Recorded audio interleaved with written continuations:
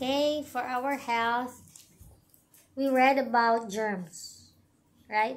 Iyo, kadiri ang germs.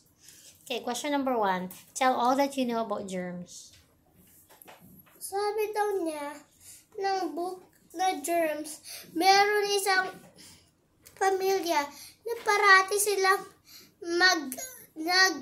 No, I don't want you to malinis. tell me the story. I want you to tell me about germs. Na marami Based daw, on the story. But marami don't tell me the daw- story.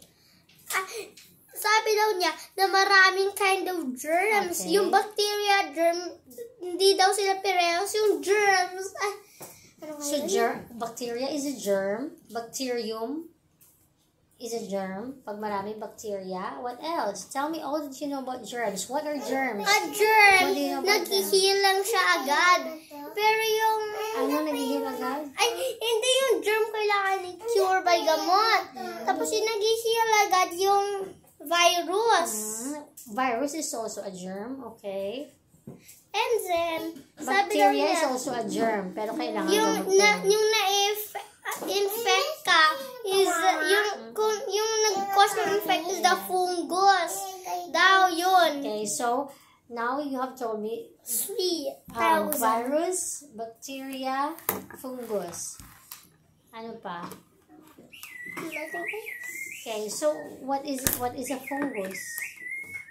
Siya yung nakaka-infect sa atin kung Lahat naman yan nakaka-infect sa atin. yung nakaka-cause ng infection sa paa natin. Kayo nasi-swell? Nag-red? Yun.